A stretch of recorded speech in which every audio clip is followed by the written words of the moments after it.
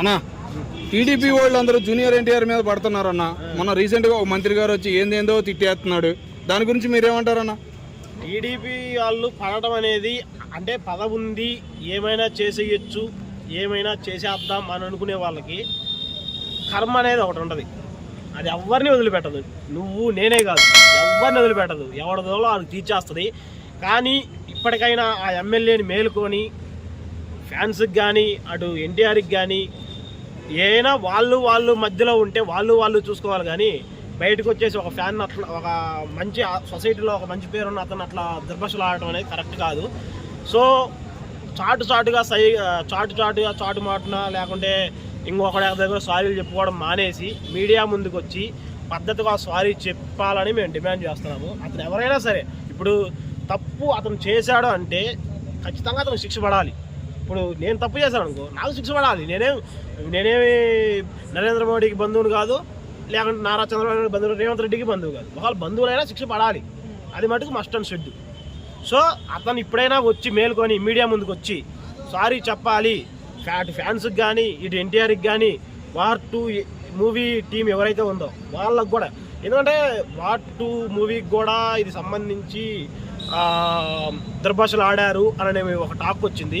War 2 team ఎవరైతే ఉన్నారో వాళ్ళకు కూడా సారీ చెప్పాలి అని మేము కోరుకున్నాం. సరే మీరు ఇప్పుడు చెప్పకపోగా ఎండాకాలం మీరే పదవుల్లో ఉంటారని గ్యారెంటీ ఇవ్వలేరు. 2029లో మారొచ్చు. అప్పుడు మీ తలరాతలే మారిపోవచ్చు. కర్మ ఎవరిని వదిలిపెట్టదు. వచ్చి సారీ చెప్పి కృతజ్ఞతాభావంతో ఉండండి. ప్రజలు మిమ్మల్ని గెలిపించారు.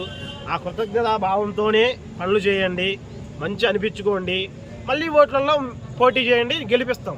ఇట్లా మాట్లాడారనుకో ప్రజలు కూడా అంత ఏమి తెలివి తక్కువలు కాదు. ఎక్కడ ఎలా చూపించాలో వాళ్ళకి తెలుసు. వాళ్ళు మీతో మాట్లాడుతున్నా సరే, మీ పక్కన ఉన్నా సరే పక్కనోడికి ఓటేసే ఛాన్స్ వాళ్ళకి ఉంది. అది గుర్తుపెట్టుకొని మసులుకోండి. టీడీపీ ప్రభుత్వాన్ని ఇదే చెప్తాను. ఇప్పుడు మీరు సారీ చెప్పాలి, క్షమాపణ చెప్పాలి అంటున్నారు కదా.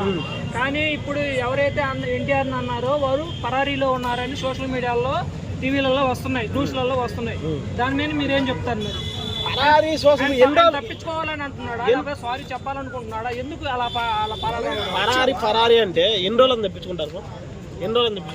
ఇప్పుడు ఒకటి సెంట్రల్ గవర్నమెంట్లో చిదంబరం అనే అతను ఒక మంచి పాత్ర పోషించాడు. చిదంబరం అనే అతన్ని సిఐడి సిబిఐ ఆఫీసర్లు 30 తిప్పలు పెట్టారు. అంత పెద్ద నాయకుడిని కానీ అంత పెద్ద వాడిని ఇట్లా 30 తిప్పలు పెట్టారంటే ఇతను ఎంత మాత్రం చెప్పు. ఆఫ్టర్ ఆఫ్ ఎమ్మెల్యే నేనే అంటున్నాను. ఆఫ్టర్ ఆఫ్ ఎమ్మెల్యే ఏముంది, నాకు అక్కడ 10,000 ఉంటే నేను ఎమ్మెల్యేగా పోటీ చేయొచ్చు. ఆఫ్టర్ ఆఫ్ ఎమ్మెల్యే ఎన్ని రోజులు తప్పించుకోగలరు? చెప్తాడు పరారీలో వేరే దేశాలు చెప్తాడు కాదు, ఖచ్చితంగా చెప్పాలి. లేకుంటే ఎవరు కూడా ఫ్యాన్స్ ఊరుకోరు. ఫస్ట్ ఫ్యాన్స్ ఊరుకోరు. ఫ్యాన్స్ ఫైర్ ఎలా ఉందంటారు? ఇప్పుడు ఫ్యాన్స్ ఫైర్ జోరుగానే ఉంటుంది. దాన్ని చెప్పబల్లే ఒక ఎన్టీఆర్కి కానీ పవన్ కళ్యాణ్కి కానీ ప్రభాస్కి కానీ ఫ్యాన్స్ చెప్పబల్లే.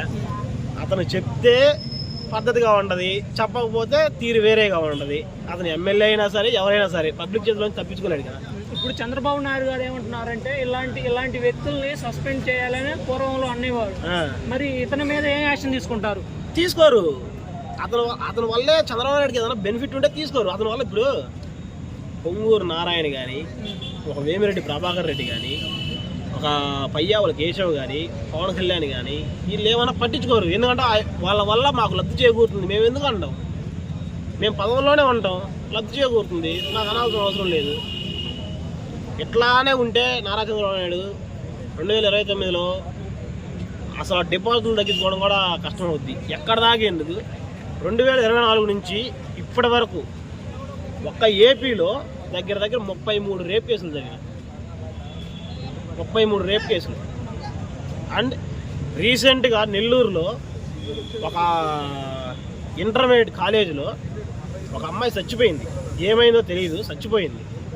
ఆ అమ్మాయి 9:30కి చచ్చిపోతే వాళ్ళ ఇంట్లో అంటే హాస్పిటల్కి తీసుకెళ్ళారు. 9:30కి చచ్చిపోతే వాళ్ళ ఇంట్లో వాళ్ళకి 10:15కి ఇన్ఫార్మ్ చేశారు. 10:15కి ఇన్ఫార్మ్ చేశారు.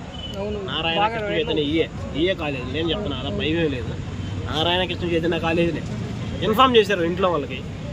ఎన్నింటికి ఇన్ఫార్మ్ చేశారు? 10:15కి ఇన్ఫార్మ్ చేశారు చచ్చిపోయింది. అంటే ఇట్లా చచ్చిపోయిందని కూడా చెప్పాల, ఇట్లా హాస్పిటల్లో ఉంది అని చెప్పారు. హాస్పిటల్లో ఉందని చెప్తే కాలేజ్ వాళ్ళకి ప్రతి ఒక్కరికి ఫోన్ చేస్తే అన్ని ఫోన్లు స్విచ్ ఆఫ్ వచ్చాయి. స్విచ్ ఆఫ్ రావాల్సిన అవసరమే ఉంది, బాగలేదని హాస్పిటల్కి తీసుకెళ్లారు. ఓకే, వాళ్ళ పేరెంట్స్ వస్తారు, అన్నీ చూసుకుంటారు, వాళ్ళు చేసుకుంటారు, వీళ్ళకి సంబంధం లేదు కదా. ఆ అమ్మాయిని కొట్టి చంపారా, లేదంటే ఇంకొక విధంగా చంపారా, లేదంటే ఆ అమ్మాయి తిన్న ఫుడ్లో ఏమన్నా కల్తీ జరిగి ఆ అమ్మాయి చచ్చిపోయింది అనేది తెలియదు. దాన్ని కాలేజ్ మ్యాటర్ని బయటికి రానియకుండా ఇన్ని రోజులు ఎట్లా పూడ్చారో అని మేము అడుగుతున్నాం. అన్నీ దాబెట్టేస్తున్నారు, ఎక్కడికక్కడ దాబెట్టేస్తున్నారు. మొన్న కడపలో ఒక మైనర్ అమ్మాయి, ఆ అమ్మాయి మీద అమ్మాయి బర్రెలు కాసుకొని ఆడికి వెళ్తే పక్కన తాగుతున్న ఇద్దరు పర్సన్స్ ఆ అమ్మాయిని రేప్ చేసి చంపేశారు. వీటి మీద పట్టించుకోరు చంద్రబాబు నాయుడు. ఏమన్నా జగన్మోహన్ రెడ్డి తగ్గేదేలా అంటే అది తప్పు, నరికితే తప్పులేదు, రేప్ చేసినా తప్పులేదు. పవన్ కళ్యాణ్, జగన్మోహన్ రెడ్డి చిన్న పని చేసినా ఊగిపోయే పవన్ కళ్యాణ్ గొడ్లవల్లేరు ఇంజనీరింగ్ కాలేజీలో అమ్మాయిల బాత్రూంలో సీసీ కెమెరా పెట్టి దాని గురించి ఏం మాట్లాడు. ఏమన్నా అంటే అమ్మాయిలకు నేను సపోర్ట్ చేస్తా అంటాడు, సపోర్ట్ చేస్తా ఫస్ట్ ప్రయారిటీ అమ్మాయిలకే ఇస్తా అంటాడు. ఏమన్నా అంటే సనాతన ధర్మం అంటాడు, కుల పిచ్చి అంటాడు, నాకు లేదంటాడు, మళ్ళీ ఆయనే అంటాడు. ఎక్కడికి వెళ్ళినా కానీ నేను అక్కడ పుట్టా అంటాడు, నేను ఎక్కడే పెరిగినా అంటాడు. 30,000 మిస్సింగ్, 30,000 అమ్మాయిలు మిస్ అయ్యారన్నారు. సెంట్రల్ హోమ్ మినిస్ట్రీ ఒక స్టేట్మెంట్ ఇచ్చింది. ఆంధ్రప్రదేశ్లో మిస్ అయిన అమ్మాయిల సంఖ్య 639 అని స్టేట్మెంట్ ఇచ్చింది. వాళ్ళు ఎలా మిస్ అయ్యారని కేసులు ఎంక్వైరీ చేస్తే వాళ్ళు చెప్పిందంటే ప్రేమించి లేచిపోవడం ఒకటి, తల్లిదండ్రులు టార్చర్ తట్టుకోలేక పారిపోవడం ఒకటి, ఇట్లాంటివి అని సెంట్రల్ హోమ్ మినిస్ట్రీ చెప్పింది. 30,000 మంది అమ్మాయిలు అన్నాడు, తీసుకొచ్చాడా మరి? పోనీ సరే, 1.5 సంవత్సరం వచ్చేసింది, తీసుకొచ్చాడా? అక్కడ సెంట్రల్ నుంచి అప్పుడు మమ్మల్ని గెలిపించండి అని చెప్పి నరేంద్ర మోడీ వచ్చారు. అప్పుడు ఐఐటీలు తెస్తాను, ఎన్ఐటీలు తెస్తాను, IIITలు తెస్తాను, కాలేజీలు తెస్తాను, మాకు ఓటేయండి, మమ్మల్ని గెలిపించండి అని అడిగాడు. ఇప్పుడు నరేంద్ర మోడీ? సరే, నరేంద్ర మోడీ పునఃప్రారంభానికి వచ్చాడు, అమరావతి పునఃప్రారంభానికి వచ్చాడు, యోగాంధ్రాకి వచ్చాడు. అప్పుడు ఏమన్నా వీళ్ళు వెళ్ళి వాళ్ళ ముందు పెట్టారా? జగన్మోహన్ రెడ్డి దమ్మున్న మగోడిగా చెప్పాడు, సార్ మాకు రాష్ట్ర ప్రయోజనాలే ముఖ్యం, మాకు ఏం అవసరం లేదు అని చెప్పి డైరెక్ట్గా చెప్పాడు. వీళ్ళు చెప్పగలరా? ఇప్పుడు చెప్పలేదు. పోనీ సెంట్రల్ నుంచి ఏమన్నా తీసుకురాగలరా? అది లేదు. ఏమన్నా అంటే మోడీ భజన, నమో నరేంద్ర మోడీ, ఆ భజన చేస్తున్నారు ముగ్గురు కూర్చొని, పవన్ కళ్యాణ్ కానీ, లోకేష్ కానీ, చంద్రబాబు నాయుడు కానీ భజన చేసుకుంటూ కూర్చున్నారు. వాళ్ళకి అందాల్సినవి మూటలో వాళ్ళకి అందుతున్నాయి, ప్రజలకు చేయాల్సినవి ఏమి లేవు. ఏదో సంవత్సరానికి ఒక పక్కన చేస్తాంలే, మనల్ని అడిగేవాళ్ళు లేడు, మనల్ని చూసేవాళ్ళు ఎవరన్నా అడుగుదామని ప్రశ్నిస్తానికి మీడియా ముందుకు వస్తే అరెస్టులు చేస్తున్నారు.